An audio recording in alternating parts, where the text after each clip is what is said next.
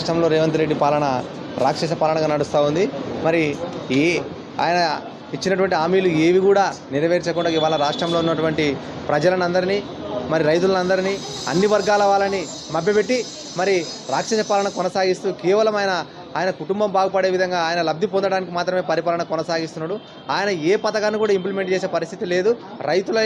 రైతులకు ఇచ్చిన హామీలను తుంగలో తొక్కి ఈనాడు రైతుల నెత్తిపైన ఉరితాళ్ళు బిగిస్తున్నటువంటి దుర్మార్గమైన ముఖ్యమంత్రి రేవంత్ రెడ్డి దొంగ. మరి ఒక్క పథకాన్ని కూడా ఇంప్లిమెంట్ చేయలేని శాతకాన్ని దద్దమ్మ రేవంత్ రెడ్డి. మరి ఆ రోజు ఏం పీకనికి ఇచ్చినాడా హామీని? రైతులకు సంపూర్ణంగా రుణమాఫీ చేస్తున్నాడు, చేయలేదు. రైతు భరోసా ఇస్తున్నాడు, ఇవ్వలేదు. మరి అదేవిధంగా వడ్లకి కొనుగోలు చేసిన వడ్లకు బోనస్ ఇస్తున్నాడు, ఇవ్వలేదు. ఇంకా మొత్తము చాలా రకాలుగా హామీలు ఇచ్చి మరి వాటన్నిటిని గాలికి పంపించి 420 హామీలు ఇచ్చి 420 దొంగగా వ్యవహరిస్తున్నటువంటి దుర్మార్గుడు మరి ఈ రేవంత్ రెడ్డి. ఈనాడు రాష్ట్రంలో మరి ప్రజలందరూ కూడా గోసపడతా ఉన్నారు. అంటే ఆనాడు 100 రోజుల్లో మేము వచ్చిన తర్వాత 100 రోజుల్లో అన్ని మేము ఇచ్చిన హామీలు నెరవేరుస్తామని చెప్పి మరి ఈ తెలంగాణ రాష్ట్ర ప్రజలందరినీ మోసం చేస్తూ మరి ఈనాడు రాష్ట్రాన్ని అగ్నిగుండంగా మారుస్తున్నటువంటి దుర్మార్గుడు రేవంత్ రెడ్డి. మరి విద్యార్థులకు ఏం చేయలేదు, మరి రైతులకు ఏం చేయలేదు. మరి ఇచ్చిన పథకాలు గాలికి పంపించినాడు.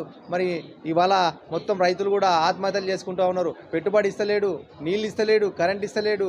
మరి నీళ్ళు ఇవ్వమంటే ఎండాకాలం కదా నీళ్ళు ఇవ్వమని ఎకచెకల మాట్లాడుతున్నాడు. పీకనికి అంటే ముఖ్యమంత్రిగా నువ్వు రాష్ట్రాన్ని పాలిస్తున్నావా? నీకు సోయి లేదా? సోయి లేనప్పుడు నీకు ముఖ్యమంత్రి పదవి ఎందుకు? మరి ఈరోజు నువ్వు పదే నేను పాలమూరు బిడ్డనని చెప్పుకుంటున్నావు. నువ్వు ఆ పాలమూరు కూడా ఏం చేసినావు? నీ వల్ల వరకబెట్టింది ఏమి లేదు. పాలమూరు కూడా నువ్వు ఒక పథకాన్ని కూడా పాలమూరుకు తీసుకురాలేని దద్దమ్మ ముఖ్యమంత్రి ఎవరు అంటే రేవంత్ రెడ్డి. మరి అక్కడ ఉన్నటువంటి రంగారెడ్డి ఎత్తిపోతల పథకం ద్వారా కూడా రైతులకు అందరికి నీళ్ళు ఇవ్వాలి, సస్యశ్యామలం చేయాలి అక్కడ ఉన్న బీడు భూములను. కానీ ఇవాళ ఆనాడు కేసీఆర్ గారు 90% పనులు పూర్తి చేస్తే 10% ఉన్న పనులను పూర్తి చేసి నీళ్ళు ఇవ్వలేని దద్దము రేవంత్ రెడ్డి కాంగ్రెస్ ప్రభుత్వం. మరి కాబట్టి తక్షణమే నువ్వు పాలమూరు బిడ్డగా చెప్పుకునే నైతిక హక్కు కూడా నీకు లేదు.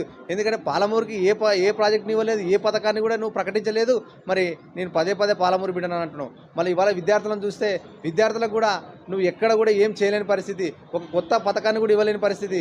ఇవాళ ఉన్నటువంటి గురుకుల పాఠశాలలను ఇవాళ దాదాపు 1023 పైన ఉన్నటువంటి గురుకుల పాఠశాలలో కూడా మౌలిక వసతులు కల్పించకుండా మరి ఎక్కడికెక్కడనే విద్యార్థుల యొక్క గోసలను పెట్టుకుంటున్నాం. మరి చూస్తూ ఉన్నాం. ఇప్పుడు ఇవాళ గురుకుల పాఠశాలలో మిడ్ డే మీల్స్లో మరి విద్యార్థులు ఫుడ్ పాయిజన్ అయ్యి ఇప్పుడు హాస్పిటల్ పాలవుతూ ఉన్నారు, చనిపోతూ ఉన్నారు.